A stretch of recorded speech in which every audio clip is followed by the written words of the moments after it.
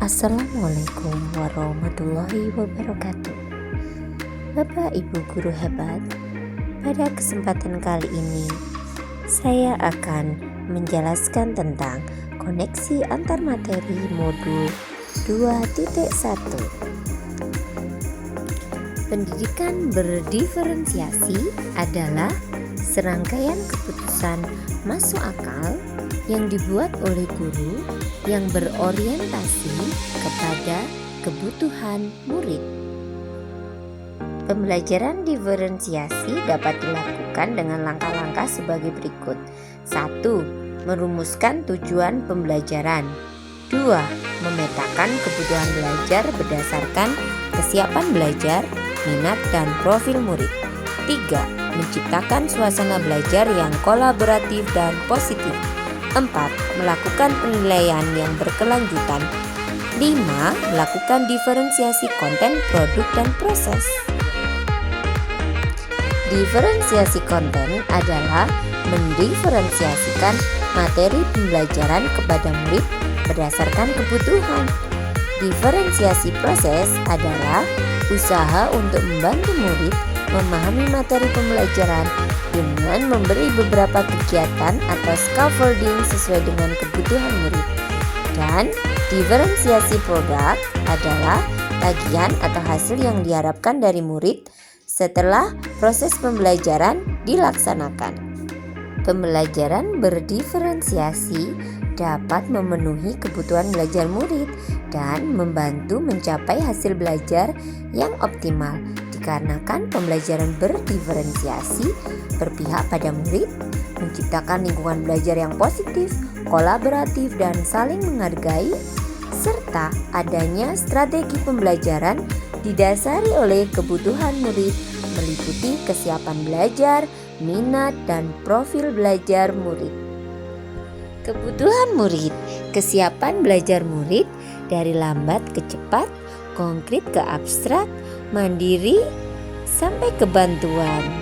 Minat murid dan profil belajar murid yang meliputi gaya belajar, latar belakang, dan kecerdasan. Kesiapan belajar adalah kapasitas untuk mempelajari materi baru yang bersifat mendasar menuju bersifat transformatif, konkret ke abstrak, sederhana ke abstrak. Minat belajar. Sedangkan dalam minat belajar maka terdapat kecocokan, yaitu mencari kecocokan antara minat murid dengan tujuan pembelajaran. Koneksikan berarti menunjukkan koneksi antar materi pembelajaran. Jembatani yaitu menjembatani pengetahuan awal dengan pengetahuan baru dan memotivasi yang memungkinkan tumbuhnya motivasi murid untuk belajar. Profil belajar murid. Dalam profil belajar murid, maka perlu mengidentifikasi lingkungan belajar, misalnya terkait dengan suhu ruangan, tingkat kebisingan, jumlah cahaya, kemudian pengaruh budaya dari santai menjadi terstruktur, pendiam ke ekspresif, personal ke impersonal. Gaya belajar murid juga dengan mengidentifikasi, yaitu bisa visual, belajar dengan melihat, auditory, belajar dengan mendengarkan, kinestetik, belajar sambil melakukan, kecerdasan majemuk atau multiple intelligence, visual ke spasial. Untuk asesmen ada 3 macam asesmen. Yang pertama yaitu asesmen sebagai proses pembelajaran atau assessment as learning. Asesmen ini bertujuan untuk merefleksi proses pembelajaran dan berfungsi sebagai asesmen formatif. Peserta didik sebaiknya dilibatkan secara aktif dalam kegiatan asesmen ini. Contoh asesmen ini misalnya penilaian diri. Yang kedua yaitu asesmen untuk proses pembelajaran atau assessments for learning. Asesmen ini bertujuan untuk memperbaiki proses pembelajaran. Assessment for learning dapat dilakukan dalam format penilaian formatif sekaligus penilaian sumatif. Ketika satuan pendidikan melakukan asesmen sumatif di akhir lingkup materi, dapat dikategorikan pula sebagai assessment for learning. Yang ketiga yaitu assessment pada akhir proses pembelajaran atau assessment of learning. Assessment of learning berfungsi sebagai alat ukur pencapaian hasil belajar melalui nilai capaian, menjadi umpan balik untuk merancang atau perbaikan proses pembelajaran, sekaligus melihat kekuatan dan kelemahan belajar peserta didik. Untuk keterkaitan antar modul, kaitan dengan nilai dan peran guru penggerak bahwa pembelajaran berdiferensiasi dapat mewujudkan merdeka belajar apabila guru penggerak telah memiliki nilai guru penggerak dan menerapkan peran guru penggerak.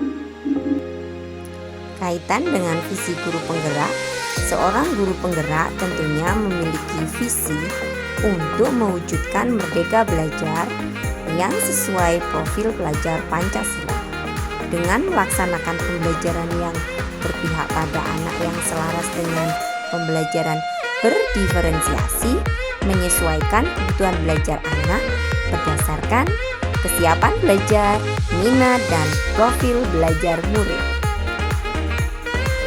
Untuk menciptakan pembelajaran berdiferensiasi, guru penggerak harus mampu berkolaborasi dan mengidentifikasi kekuatan yang dimiliki oleh sekolah sehingga mampu mendukung terwujudnya visi dan mendukung perkembangan murid berdasarkan pemetaan kebutuhan murid.